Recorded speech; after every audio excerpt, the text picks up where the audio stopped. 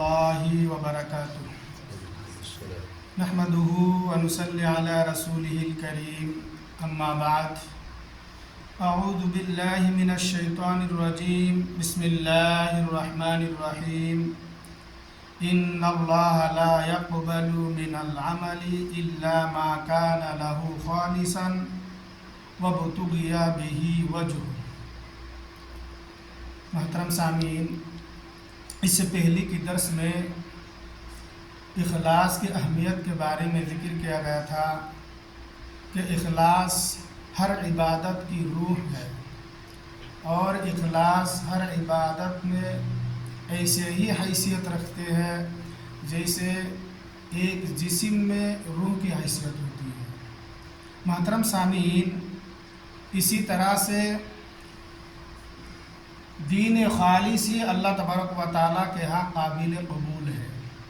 یعنی جس عبادت میں، جس عمل میں اخلاص ہو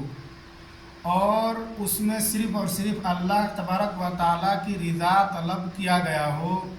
وہی عبادت اللہ کے ہاں قابل قبول ہے، اور جس میں دنیاوی حاصل کرنا ہو، اس میں ملاوٹ ہو، تو وہ عبادت قابل قبول نہیں ہے۔ جیسا کہ سنن نسائی کی ایک حدیث ہے، حدیث کے راوی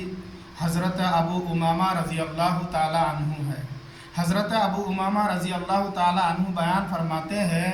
کہ ایک شخص رسول اللہ صلی اللہ علیہ وسلم کی خدمت میں حاضر ہوتے ہیں اور کہتے ہیں کہ اللہ کے نبی صلی اللہ علیہ وسلم، آپ کا اس شخص کے بارے میں کیا خیال ہے جو جنگ میں اس لیے شریک ہوتے ہیں کہ انہیں اجر و ثواب بھی ملے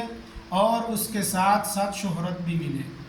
یعنی وہ اس ارادہ سے جنگ میں شریک ہوتے ہیں کہ انہیں اجر بھی ملے، ثواب بھی ملے اور دنیا بھی حاصل ہو،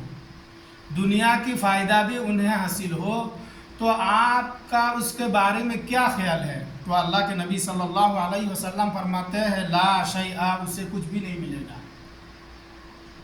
راوی حدیث کہتے ہیں کہ انہوں نے یہ سوال آپ صلی اللہ علیہ وسلم سے 3 مرتبہ کرتے ہیں، اور ہر بار اللہ کے نبی صلی اللہ علیہ وسلم یہی فرماتے ہیں کہ اسے کچھ بھی نہیں ملے گا۔ اس کے بعد اللہ کے نبی صلی اللہ علیہ وسلم فرماتے ہیں، ان اللہ لا يقبل من العمل الا ما كان له خالصا وابتغي به وجهه۔ اللہ کے نبی صلی اللہ علیہ وسلم فرماتے ہیں کہ بے شک اللہ تبارک و تعالی کوئی عمل قبول نہیں فرماتا ہے سوائے اس کے جو خالص ہو اور جس میں اللہ تبارک و تعالی کی رضا طلب کیا گیا ہو۔ محترم سامعین، کیا فرمایا ہے اللہ کے نبی صلی اللہ علیہ وسلم نے اس حدیث میں کہ اللہ تبارک و تعالی کوئی عمل قبول نہیں کرتا ہے سوائے اس کے جو خالص ہو اور جس میں صرف اور صرف اللہ تبارک و تعالیٰ کی رضا طلب کیا گیا ہو، وہی عمل اللہ تبارک و تعالیٰ قبول فرماتا ہے۔ یعنی اگر ایک شخص جہاد میں شریک ہوتے ہیں، جنگ میں شریک فرماتے ہیں، اگر ان کے ارادہ میں ملاوٹ ہے کہ انہیں اجر بھی ملے اور ساتھ ساتھ دنیا بھی ملے، تو انہیں کچھ بھی نہیں ملے۔ یعنی جو بھی عبادت کرے، جو بھی عمل کرے، اس میں اخلاص کا ہونا ضروری ہے۔ اسی طرح سے اللہ تبارک و تعالیٰ نے سورۃ الزمر میں فرمایا، قُلْ إِنِّي أُمِرْتُ أَنْ أَعْبُدَ اللَّهَ مُخْلِصًا لَهُ الدِّينَ۔ اللہ تبارک و تعالیٰ نے اس آیت کریمہ میں فرماتا ہے کہ آپ کہہ دیجئے کہ مجھے حکم دیا گیا ہے کہ میں عبادت کرتا رہوں دین کو اس کے لیے خالص کرتے ہوئے۔ محترم سامعین، اس آیت کریمہ میں بھی اللہ تبارک و تعالیٰ نے اپنے پیارے نبی جناب محمد رسول اللہ صلی اللہ علیہ وسلم کو بھی یہی حکم دیتا ہے کہ اے نبی صلی اللہ علیہ وسلم، آپ لوگوں سے کہہ دیجئے کہ مجھے اس بات کا حکم دیا گیا ہے کہ میں اللہ تبارک و تعالیٰ کا عبادت کرتا رہوں اور دین کو اس کے لیے خالص کرتے ہوئے۔ یعنی خود نبی صلی اللہ علیہ وسلم کو اللہ تبارک و تعالیٰ نے یہ حکم دیتا ہے، تو عام لوگوں کے لیے بھی یہی حکم ہے۔ جب نبی صلی اللہ علیہ وسلم کے لیے حکم ہے کہ عبادت خالصتاً اللہ کے لیے کرے، تو تمام لوگوں کو چاہیے کہ عبادت صرف اور صرف اللہ تبارک و تعالیٰ ہی کے لیے کرے۔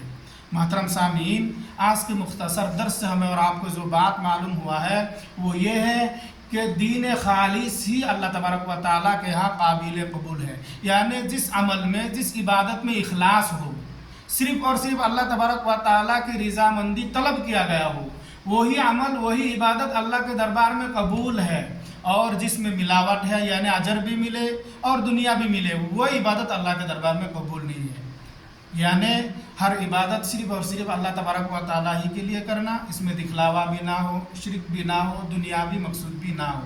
اسی طرح سے بھی معلوم ہوا کہ خود اللہ تبارک و تعالیٰ نے نبی صلی اللہ علیہ وسلم کو بھی یہی حکم دیا ہے کہ اے نبی صلی اللہ علیہ وسلم، آپ عبادت کو اللہ تبارک و تعالیٰ کے لیے خالص کرتے ہوئے کریں۔ لہٰذا ہمیں اور آپ کو چاہیے کہ ہم ہر عبادت کو، ہر عمل صالحہ کو خالصتاً اللہ تبارک و تعالیٰ کی رضامندی کے لیے کرے اور اس میں دنیاوی مقصود نہ ہو۔ اللہ تبارک و تعالیٰ سے دعا ہے کہ اللہ تعالیٰ ہم تمام کو خالصتاً اخلاص کے ساتھ عبادت کرنے کی توفیق عطا فرمائے۔ اللہم آمین یا رب العالمین۔